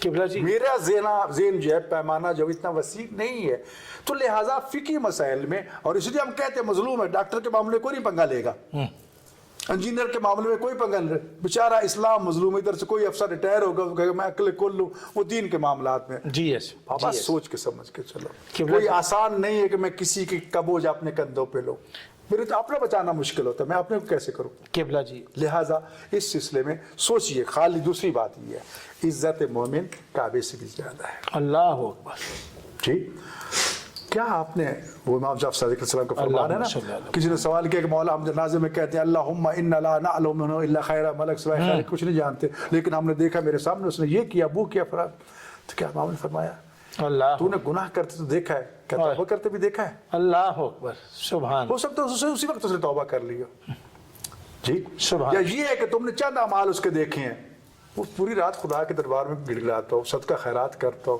تم نے نیکیاں گنی ہیں، اللہم انا لا نعلم کا مطلب یہ مجھے نہیں، تو لہٰذا حسن ظن مومن کے بارے میں یہ رہنا چاہیے۔ اور عدالت ایک ایسی چیز ہے جس کو عدل کہا گیا، عدالت جو علم اسلام ہے وہ ختم بھی ہو سکتی ہے گناہ کرنے سے، توبہ کرنے سے واپس بھی آ سکتی ہے، واہ، لہٰذا خدا کیا توبہ کا دروازہ ہر ایک کے لیے کھلا ہے، مولوی کے لیے بھی کھلا ہے، قبلہ جی ازاداروں کے لیے بھی کھولا ہے، ذاکرین کے لیے بھی کھولا ہے، ہر ایک کے لیے کھولا ہے، لیکن آگے بڑھو۔ ہم باب مدینۃ العلم کے غلام ہیں، خدا را نہج البلاغہ کو پڑھو، خدا را فقہ کی ایک کم از کم دین کی کتاب پڑھ لو، اٹھ پٹانگ ناول پڑھ لیتے ہو، ڈرامے دیکھ لیتے ہو، یہ بھی دیکھ لو، یہ بھی پڑھ لو، پھر فیصلہ کرو۔ میں ایک المیہ بتاؤں، ایک نوجوان میرے پاس آیا، میری ماں مر گئی ہے، جنازہ پڑھنا ہے، میں جی پائلٹ ہوں، میں جی فلاں بڑے خاندان سے ہوں، اب پوچھتا ہے جنازہ قبلہ دفن کرنے کے بعد پڑھا جاتا ہے نا، لا حول ولا قوت، جہالت دیکھیے جی تو اب یہ حالت ہو ہمارے پڑھے لکھے نوجوانوں کی، عوام کی، تو کہاں جائیں گے؟ اور عوام تو اللہ معاف کرے، ہمارے ذاکرین ہمارے خطبات جو اس سٹیج پہ ان کے کیا حالات ہیں، آپ سنتے رہتے ہیں یار، نہیں اگر قرآن کی آیت آتی نہ پڑھو، مت نہ کر لو، جی درست، نہیں حدیث آتی نہ پڑھو۔ علامہ زیدی مرحوم، اظہر زیدی مرحوم، میں نے نہیں سنا کہ انہیں کبھی کبھی آیت نہیں پڑھی، انہوں نے اپنی گفتگو میں کبھی آیات کو، عربی عبارت کو، حالانکہ وہ عالم تھے، فاضل تھے، یہ نہیں ہے کہ پڑھنا نہیں جانتے تھے۔ قبلہ جی یہ فرما دیجئے کہ ہمارے ممبر کی، پاکستان کی ایک تاریخ ہے، علامہ رشید ترابی، علامہ اظہر حسن زیدی، علامہ سید محمد دہلوی، علامہ مرزا یوسف حسین لکھنوی، اس کے علاوہ ایک طویل تعداد ہے، پھر علامہ عقیل ترابی، علامہ عباس کمیلی، علامہ عباس حیدر آبادی، علامہ عرفان حیدر آبادی، شاعروں میں آ جائیں تو شہید محسن نقوی، اس کے علاوہ بہت سارے لوگ ہیں۔ ابھی پیچھے چلے جائیں تو علامہ محمد عباس قمی جو اردو سرائکی خطابت میں وہ آمیزش میں گفتگو کیا کرتے تھے، پھر ایران کی ایک شرعی عدالت کے چیف جسٹس رہے 2 صوبوں کے، علامہ حسن رضا غدیری صاحب، وہ آج اس دنیا میں نہیں ہیں، اور ہم ان کے درجات کی بلندی کے لیے دعا گو ہیں۔ ابھی یہ جو پاکستان میں جو موجودہ ممبر پر موجود لوگ ہیں، ان کو ان شخصیات کے کمالات سے استفادہ کرنا چاہیے۔ آپ اس ضمن میں اختصار سے فرمائیں۔ میں اس 2 لفظ میں کہوں گا، کل ہمارے لیے چلو ایک عذر تھا کہ ہمارے پاس عربی اور فارسی کی کتابیں تھی، ہم نہیں پڑھ سکتے تھے، جی، آج الحمدللہ بہت سی کتابوں کے ترجمے اردو میں آ چکے جی ہو سکتا ہے ترجمے میں کئی کمی بیشی ہو لیکن بہت کچھ آپ کے پاس موجود ہے لیکن توہین اور احترام کا تو انسان کم از کم فاصلہ فرق کر سکتا ہے خوب کہ اگر یہ میں بیان کروں گا تو اس میں توہین کا پہلو آ رہا ہے خوب تو اس لیے میں نے عرض کیا کہ معصوم کا یہ فرمان کہ ہماری فضیلت میں جو کچھ کہنا چاہو ہمیں خدا تک نہ پہنچا اللہ ہم معبود نہیں ہے معبود حقیقی وہ ہے جس کے سامنے علی بھی سجدہ کرتے ہیں قبلہ مصائب کے حوالے سے جو کچھ بیان کرو لیکن ہماری توہین کا پہلو نہیں نکل یعنی کچھ ہمارے ایسے لوگوں نے ایسے کلمات کے ذکر پھٹتا ہے کہ دل کرتا ہے کہ بندہ اٹھا کے گولی مارے اس کو قبلہ جی ابھی اتنے توہین امیز کلمات زبان پہ آتے ہیں ابھی یہ جو آپ نے فرمایا تو اس لیے احتیاط کرنی چاہیے سمجھنا چاہیے باقی ایک سہون چیز ہوتی ہے آپ کی زبان سے سامنے لفظ غلط ہو گیا بیان غلط ہو گیا وہ ایک الگ چیز ایک یہ ہے کہ اگر وہ غلطی کا تم اعتراف کر لیتے ہو توبہ کر لیتے ہو الگ موضوع ہے لیکن کچھ غلطیاں ایسی ہیں جس میں معافی کی گنجائش بھی نہیں ہے جہاں توہین رسالت آ جاتی ہے توہین اہل بیت آ جاتی ہے آپ وہی بتا رہے تھے مسجد علماء بورڈ کے حوالے سے میرے پاس کتنے کیس ہیں اپنے خطبہ کے آئے میرا سر جھکتا تھا دشمن کے سامنے اللہ ہو لیکن جہاں میں جتنا بھی اس کی تعویل کر کے ان کو تحفظ دے سکتا تھا کہ یہ بھی رائے ہو سکتی یہ بھی سوچ ہو سکتی یہ اعتماد کا دائرہ وسیع ہے جی ایسے تو میں اس کی کوشش کرتا تھا لیکن اس کا مطلب یہ نہیں ہے کہ ہم اس قسم کی چیزوں میں پڑیں کہ جس سے ہم قدم قدم پہ تو لہٰذا ہم اب پھر بلکہ مجھے آخری معاملہ جو ہمارے سامنے پیش آیا میں اس پہ بہت ابھی تک حیران ہوں کہ ایک واقعاً توہین امیز کلمات تھی اور اس پہ میں نے احادیث کی روشنی میں وہ سزائیں بھی ذکر کی جو خدا رسول نے توہین اور گستاخی کی بیان کی ہیں اللہ ہو لیکن میں پہلی مرتبہ دیکھتا ہوں کہ ہمارے مخالف حضرات جو ہیں وہ خاموش بیٹھے ہیں کوئی اس پہ اعتراض نہیں کر رہا کچھ چون چرا نہیں کر رہا اور بلکہ ہمارے میں سے ایک صاحب نے الٹا ان کی وکالت شروع کر دی جس پہ میں بڑا پریشان ہوا کہ یہ کیا ہے تو میں یہی سمجھا کہ دشمن یہ چاہتا ہے کہ ایسی خرافات ہمارے سٹیج سے ہوتی رہیں اور ایک غلط مواد ان کے پاس جمع ہوتا رہے کل اس کو اکٹھا کر کے ہمارے خلاف جو ہے وہ گستاخ رسول کفر شرک کے فتوے لگائیں اس کے دشمن چپ ہو گئے مگر نہ بات بات پہ بھڑکنے والا آدمی جو وہ ایسی توہین پہ میں اس کی مخالفت کر رہا ہوں وہ چپ بیٹھے قبلہ جی یہ جو ابھی آپ نے فرمایا کہ صاحبان منبر کے لیے عربی فارسی عبارت کو پڑھنے میں مشکلات درپیش تھیں اور ابھی ان کے ترجمے آ چکے ہیں جن سے ان کو استفادہ کرنا چاہیے تو میں یہ چاہتا ہوں کہ آپ کی زبان سے کہ ادارہ منہاج الصالحین لاہور پاکستان نے علامہ ریاض جعفری صاحب نے مختلف عربی فارسی کی کتابوں کے تراجم کیے ہیں جو صاحبان منبر کے لیے استفادہ کی ضرورت پہ پورا اتر سکتے ہیں اسی طرح علامہ ضمیر اختر نقوی صاحب نے بڑا تحقیقی کام کیا ہے اور انہوں نے کئی کوہ گراں جو ہیں وہ علمی طور پہ انہوں نے کتابوں کی شکل میں اپنی میراث میں چھوڑے ہیں تو آپ ان دو شخصیات کو اختصار کے ساتھ کیا کہیں گے کہ انہوں نے جو خدمات انجام دی ہیں علوم اور افکار آل محمد کی ترویج مولانا ریاض جعفری صاحب کا تعلق ہے میرے شاگردوں میں سے ہیں اچھا جی واقعاً انہوں نے اس سلسلے بہت اہم قدم اٹھایا ہے جی جی اب وہاں معاملہ پھر وہی آ جاتا ہے کہ ایک کتاب کا ترجمہ آپ نے اردو میں پیش کر دیا ہے لیکن ہو سکتا ہے کہ اس کتاب میں بھی کوئی ضعیف روایت موجود ہو احتمال ہے لہٰذا یہ کہنا کہ میں نے ہاں بیان کرنے والا اس کتاب کا حوالہ دے کے بری و ذمہ ہو سکتا ہے لیکن اس کو یہ چاہیے کہ احتیاط کرے تحقیق کرے دیکھو منہاج الحسین میں جامعہ منہاج الحسین میں یا جامعہ زینبیہ میں ہمارے پہ طلبہ طالبات اکثر جو آتے خطیب بننے کے لیے آتے ہم لگا دیتے یہ کتابیں پڑھو چوتھے دن طالب بھاگ جاتے تھے ہم نے باقاعدہ اپنا جامعہ مبلغین جو ہے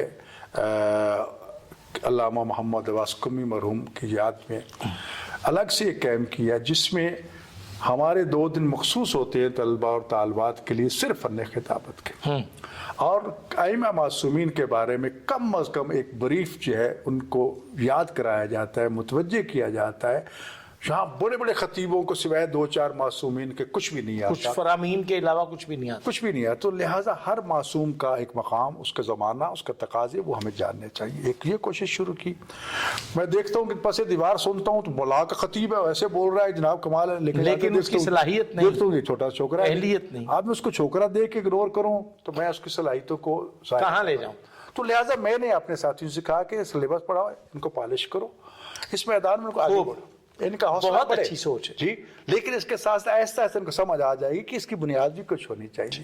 وہ علم ہے, وہ چیزیں ہیں, انہوں نے وہ کوئی دیکھا ہے اس کو ضائع نہ کرو.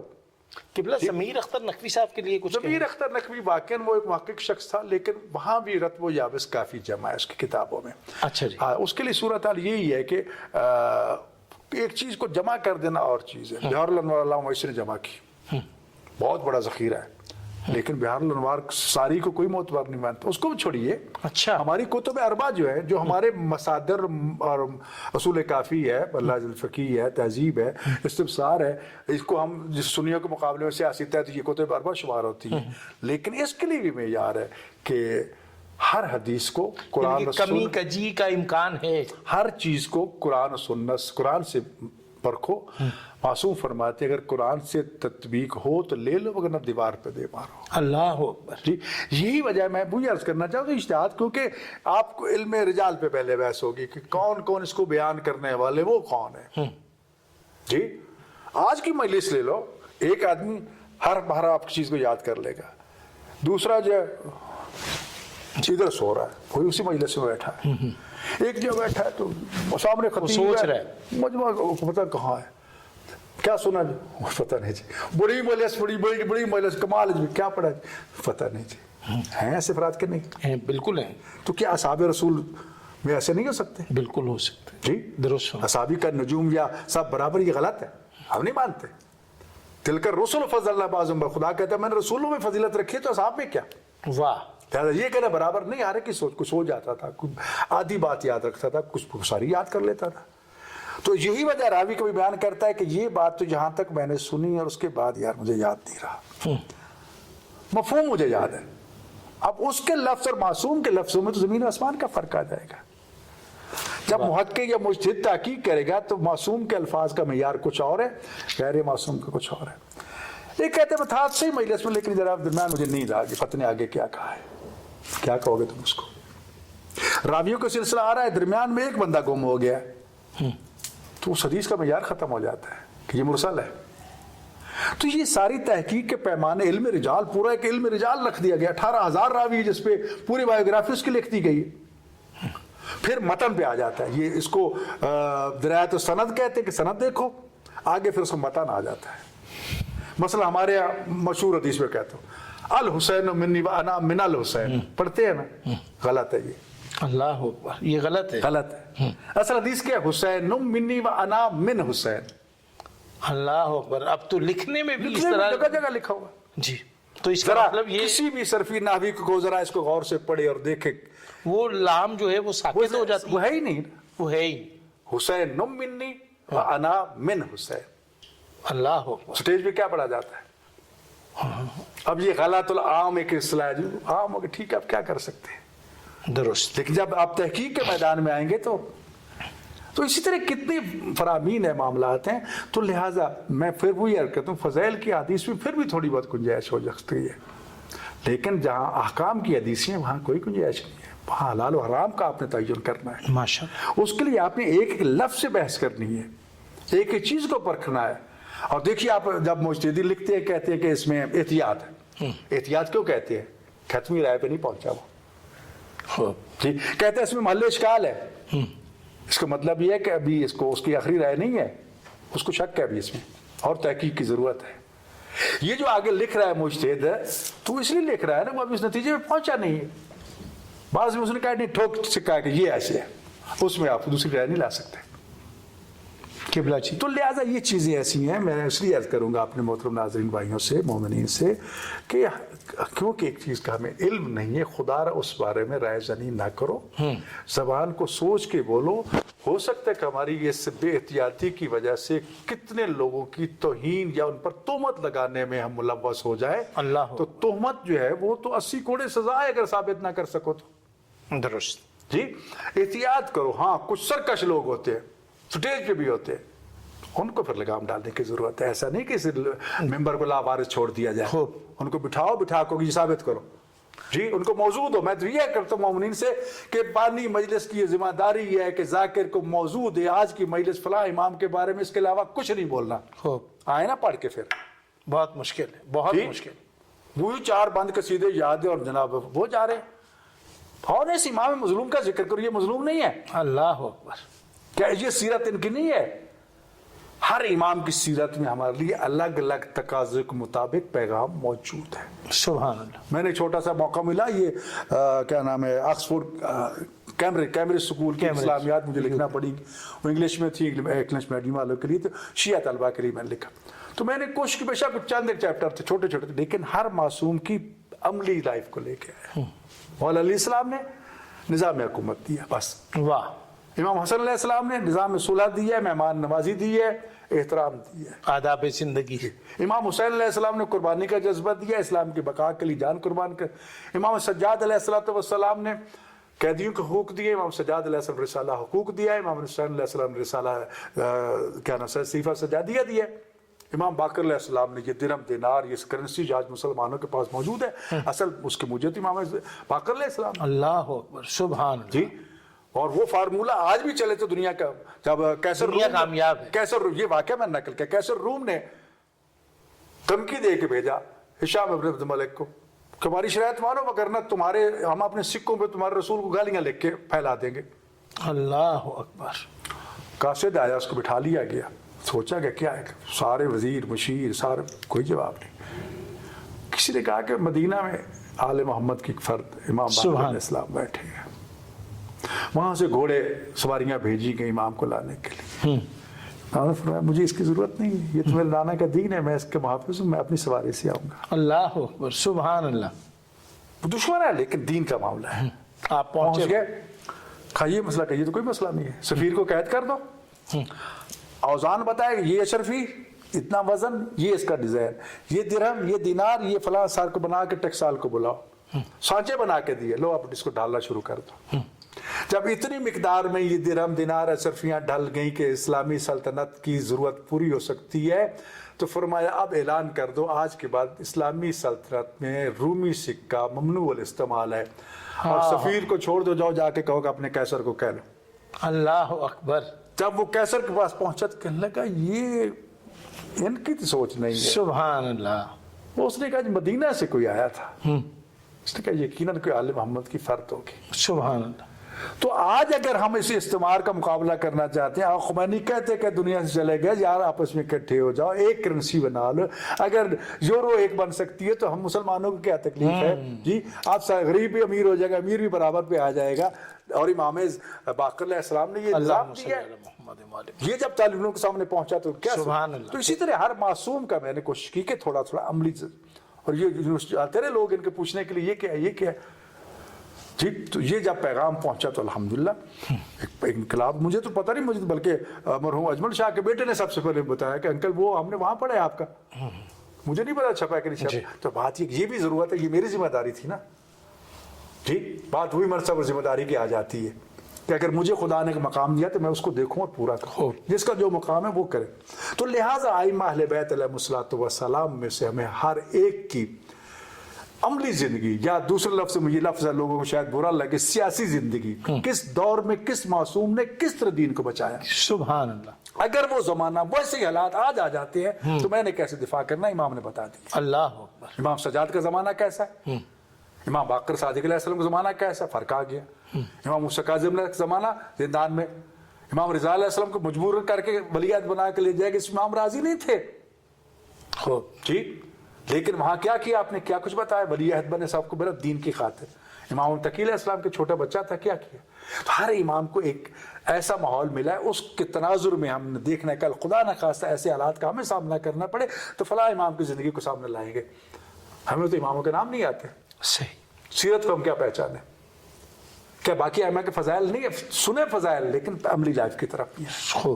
तो लिहाजा मेरा तालिमों को सबसे यही गुजारिश होती है, खैबर खंदक भी पढ़ो, लेकिन उसके साथ लेकिन मासूम की दानाई, तदब्बर और वो भी देखो, और उसको आज के जमाने में देखो। कल खैबर को अली ने फतह किया था, तो आज इसराइल जो आज का खैबर है उसको भी अली के गुलामों ने फतह किया। अल्लाह अकबर। वाह। ये मिलाओ माजी और हाल को। खूब।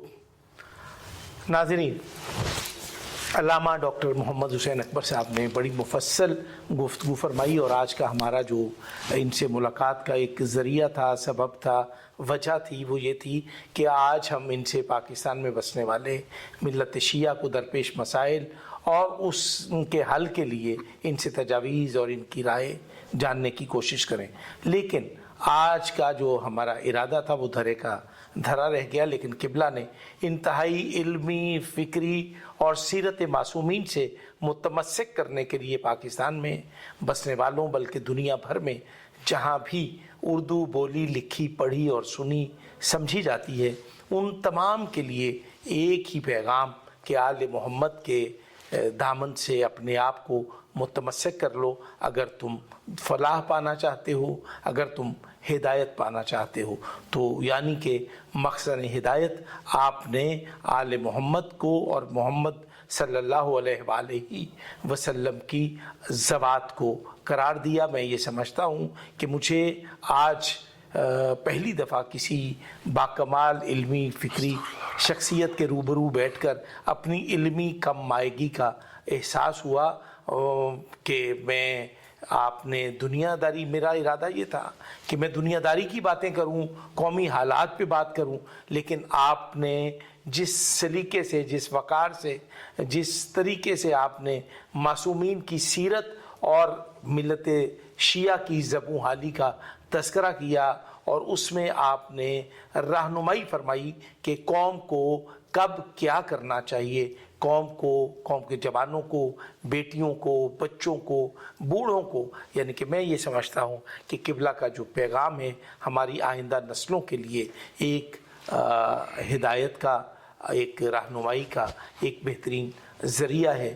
میں آپ کی صحت سلامتی اور درازی عمر کے لیے دعا گو ہوں. السلام علیکم ورحمۃ اللہ وبرکاتہ.